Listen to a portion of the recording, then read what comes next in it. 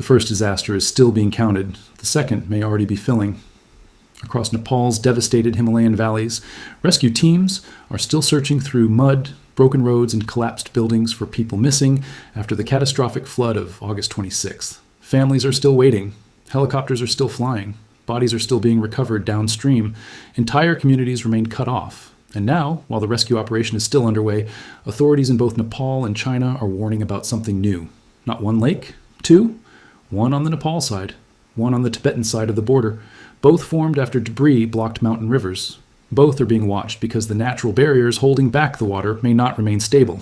And on the Chinese side, officials expect roughly 3 million cubic meters of additional water to flow into an already dammed lake over the next 3 days. That is the equivalent of around 1,200 Olympic swimming pools.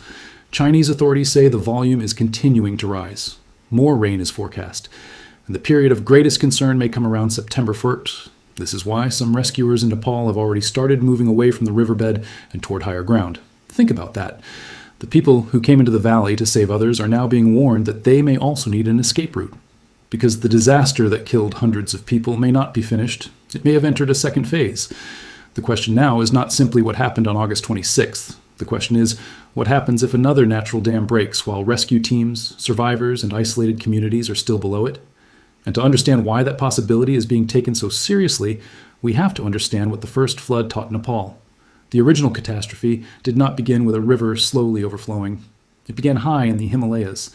A massive body of glacial ice and rock collapsed. The material crashed downward into a narrow river system near the Nepal-Tibet border. Ice shattered, rock fragmented, mud mixed with water. Debris entered the channel. Then part of that material appears to have blocked the river. For a period of time, water accumulated behind the blockage. A natural dam formed. And unlike a concrete dam designed by engineers, this barrier was made from whatever the mountain had just thrown into the valley. Loose rock, ice, sediment, broken earth. Then the barrier failed. The stored water was released, and the flood came downstream carrying mud, boulders, ice, trees, and wreckage. That sequence is crucial now, because almost the same mechanism may be developing again. Nepal's National Disaster Risk Reduction and Management Authority has warned that a lake formed after debris blocked a river near the disaster site is rising and could burst. The authority has told people living along lower riverbanks, travelers, and even rescuers to exercise extreme caution and stay away from dangerous areas near the water. On the Chinese side, another barrier lake has formed near the junction of mountain rivers upstream of the border. Aerial footage reportedly shows brown water collecting in a basin. Trees and bushes are already submerged. The water is pressing against a barrier made from debris and stones, and the problem is not static. More water is coming. Chinese water authorities estimate that around 3 million cubic meters could enter the lake over the next 3 days. Rain expected during the coming week could make the situation worse. So this is not a story about a lake that simply exists. It is a story about a lake that is changing. And natural dams can be dangerous precisely because they change. At first, debris falls into a river. The flow slows or stops. Water begins accumulating behind the blockage. From downstream, that can temporarily look like the danger is decreasing. The river may even appear calmer. But upstream, the pressure is building, and the lake becomes deeper. Water begins soaking through the debris. Fine sediment can wash out. Small channels can form inside the dam. Water may begin overtopping the crest. Each process can weaken the structure. Then the barrier reaches a point where it can no longer hold. And when that happens, the stored water can be released suddenly.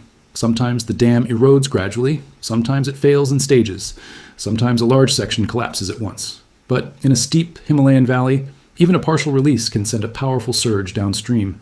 And that is what makes the current situation so dangerous. The river corridor below is already damaged. Bridges have been swept away, roads are broken, slopes have been cut and undercut, buildings have been buried, power and communications have failed in places. Debris from the first disaster is still sitting inside the valley. So if another surge comes down the same channel, it would not be entering an untouched landscape.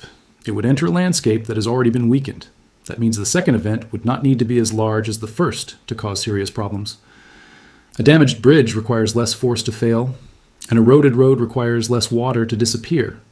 A slope that has already lost support can collapse under additional rain. A temporary rescue route can be destroyed before it becomes permanent.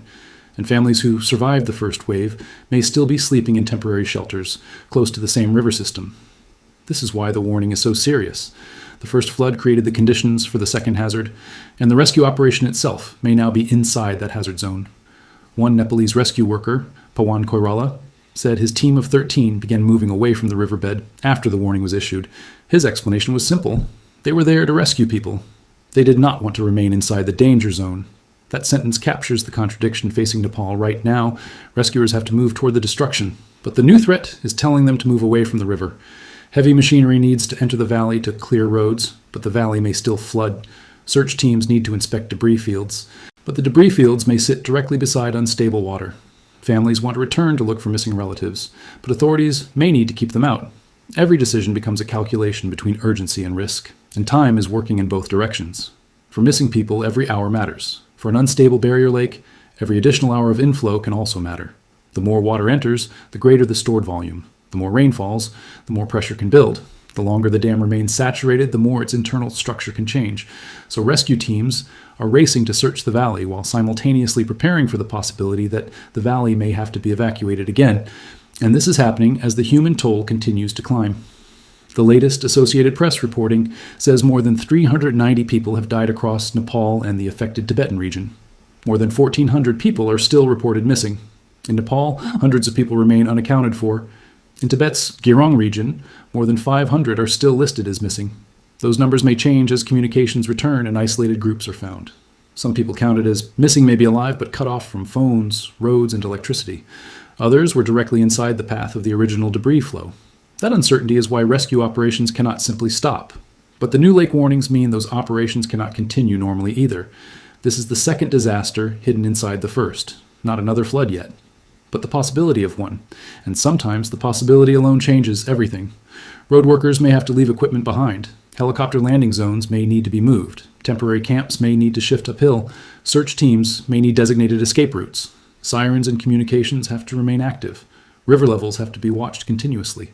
And every sound from upstream can suddenly matter, because survivors of the first flood have already explained how little warning they received. Some heard a strange roaring or hissing sound. Some saw a dark wall approaching. Some ran immediately and were still caught. One survivor was swept away and survived only because he became trapped in a tree. That is the memory now shaping the response. Nobody wants to be standing in the riverbed when the next wall appears, and this is why September 1st has become an important point on the timeline. Chinese authorities expect inflow into the dammed lake to continue over the coming days, with peak flow risk around that period. That does not mean the lake will definitely burst on September 4th. It is not a countdown to a guaranteed disaster, but it is a window authorities are watching closely because the lake may be under its greatest hydraulic stress as additional water arrives. And there's another variable: rain. The Himalayas are still in monsoon season. Forecast rainfall can add water directly into the river network. It can also saturate slopes. It can loosen debris. It can trigger new landslides. A landslide does not even need to hit a village to create another emergency. If it falls into the river and creates a new blockage, it can build another lake. If it strikes an existing barrier, it can destabilize it. If it falls into the lake itself, it can displace water suddenly. That is why scientists call this a cascading hazard. One process creates the next. The glacier collapses. The avalanche enters the river. The river becomes blocked. A lake forms. The barrier fails. The flood destroys roads. The flood destabilizes slopes. New debris blocks another river. Another lake forms. Rain arrives. And the cycle can continue. The individual events may look separate, but they are connected by the same landscape. That is what makes mountain disasters so difficult to manage. You are not only responding to what has already happened, you are responding to what the first event may have prepared to happen next. Nepal has seen this kind of chain before. In July 2025, a sudden flood struck the same broad Lendabot-Koshi corridor near the Nepal China border. That event was linked to the rapid drainage of a glacial lake on the Tibetan side. The flood destroyed key infrastructure, including the bridge connecting Nepal and China. The corridor was still recovering when the August 2026 disaster hit. So within just over a year, this region has experienced two major high mountain flood emergencies. Different immediate triggers, but the same fundamental vulnerability. Steep valleys, glaciers above, rivers below, roads squeezed between cliffs and water, communities built where flat land is limited, border trade concentrated inside narrow corridors, and very little time between an upstream failure and downstream impact. Now add a new barrier lake to that system, then add another one across the border, then add rain. That is why the phrase "the disaster may not be over" is not exaggeration. The original wave has passed, but the mountain system remains unstable, and instability is the real story now. Not every barrier lake breaks. Some lakes gradually drain, some natural dams stabilize, some erode without creating a catastrophic surge. That possibility matters. There is no certainty that Nepal will experience another disaster of the same scale. But authorities are not warning people because failure is guaranteed. They are warning people because the consequences would be serious if it happens. Risk is not certainty. Risk is the combination of probability and consequence. And when hundreds of rescuers and survivors are already inside a damaged river valley, even a moderate probability deserves attention. This is especially true because the first event demonstrated how fast the water can move. At monitoring points downstream, river levels rose dramatically within minutes. The flood did not behave like slow seasonal inundation. It behaved like a sudden release. If another dam fails, the warning time for downstream communities may again be short. That means monitoring has to happen continuously. Satellite images can show lake growth. Drones can inspect the barrier. River gauges can detect changes in flow. Seismic instruments can identify landslides. Cameras can watch the dam face. Engineers can model how much water might move if the barrier fails. But all of that information has one purpose: to move people before the water moves. That is the real challenge, because the first disaster showed that once the flood is visible, escape may already be difficult. The warning has to arrive while the valley still looks calm. And this is where cross-border coordination becomes critical. Water does not recognize Nepal and China as separate systems. A landslide can happen on one side, a lake can form on another, a surge can cross the border. A warning generated by a sensor in Tibet may be most valuable to a village in Nepal. A satellite image analyzed in Nepal may help Chinese teams understand a blockage upstream. The river connects the two countries, whether the emergency system does or not. So the new threat is also a test of communication. How quickly can information move? How quickly can an alert be confirmed? How quickly can rescuers be told to leave the riverbed? How quickly can villagers be moved uphill? How quickly can a border crossing be closed? Minutes can be more valuable than equipment. And there's another uncomfortable question. What happens if the natural dam does not fail suddenly? What if it releases water in smaller pulses? That could still create dangerous fluctuations downstream. It could repeatedly damage temporary roads. It could keep rescue teams out of low areas. It could delay reconstruction for days. It could make people believe the danger is ending, only for another smaller surge to arrive.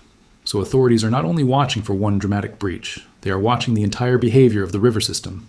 Water level, outflow, inflow, rain, slope movement, debris, every change becomes part of the picture. Meanwhile, the humanitarian crisis continues. Thousands of security personnel are involved in rescue and relief. Helicopters are carrying survivors and supplies. International assistance is arriving. Hospitals are treating injured people. Volunteers are helping families search missing person lists. But the terrain is slowing everything. Roads are impassable in many places. Bridges are gone. Mud is deep. Vehicles cannot reach entire communities. And if rescuers have to remain farther from the river because of the new warning, operations become even slower. That is why this new threat matters even if the barrier never catastrophically fails. The danger itself changes the rescue. It changes where people can work. It changes how long they can stay. It changes where equipment can be parked. It changes how relief camps are positioned. It changes which roads can be reopened first. A potential disaster can reshape the response to the disaster that already happened. And that is exactly what Nepal is facing. But perhaps the most important question is not about the next 3 days. It is about the next 3 years. Because this region cannot simply rebuild and assume the problem is solved. If high mountain collapses can repeatedly create natural dams and sudden floods, infrastructure planning has to change. Bridges may need higher clearance. Roads may need to move farther from river channels. Critical buildings may need different locations. Evacuation paths need to climb quickly toward high ground. Warning systems must be automatic. Glacial lakes and unstable slopes need continuous monitoring. And communities need to know what a debris flow warning means before the warning ever comes. The time to explain an evacuation route is not when the river begins roaring. It is months earlier. This is the lesson hidden beneath the new barrier lake. Nepal is not simply waiting to see whether another flood comes. It is confronting a future in which the mountains themselves may produce more complex, faster-moving hazards than many existing systems were designed to handle. Climate scientists have warned that Himalayan glaciers are losing mass rapidly. Warming can change the background conditions that influence ice, permafrost, meltwater, and slope stability. That does not mean scientists can say that climate change directly caused this exact collapse at this exact moment. The immediate trigger still requires investigation, but the larger environment is changing. And when ice disappears from steep mountain terrain, the consequences are not limited to sea level or water supply. Rock can become exposed, frozen ground can weaken, lakes can expand, drainage pathways can change, slopes can lose support. The cryosphere is connected to the geology beneath it. Change the ice, and eventually you may change the mountain. That is why the August 26 disaster may be remembered not simply as a flood. It may be remembered as a warning about cascading Himalayan hazards. And now, less than 2 days after the first catastrophe, another warning has already appeared. A lake rising behind debris on the Nepal side. Another dammed lake being watched on the Tibetan side. Millions of cubic meters of additional water expected. Rain ahead. Rescue teams moving to higher ground. This is the sequence authorities are watching. Not because they know another disaster will happen, but because they know what happened the last time a natural barrier failed. That memory changes every decision. And it changes the ending of this story. Because normally after a flood, the river falls, rescue teams move in, people begin cleaning, roads reopen, the danger slowly becomes recovery. But Nepal is not there yet. The river may be lower in some places, the first wave may be gone, but upstream, water is still collecting, so the country is trapped between two phases. Behind it is one of the worst Himalayan disasters in recent memory. Ahead of it is a threat that may disappear peacefully or may suddenly move downstream, and nobody can say with certainty which outcome will happen. That uncertainty is now the emergency. So over the next several days, watch 4 things: the level of the barrier lakes, the amount of new rainfall, the stability of the debris dams, and whether rescue teams are ordered farther away from the river. If the water finds a safe outlet, the risk may slowly decrease. If the dams remain stable, the valley may finally move toward recovery. But if the water continues rising, if heavy rain arrives, if the debris begins to erode, then Nepal may face another surge before it has finished searching for the victims of the first one. The first disaster came with almost no time to flee. Now Nepal has something it did not have before, a warning. The question is whether that warning will be enough. Because the first catastrophe is still being counted, and somewhere upstream, the next threat is still filling.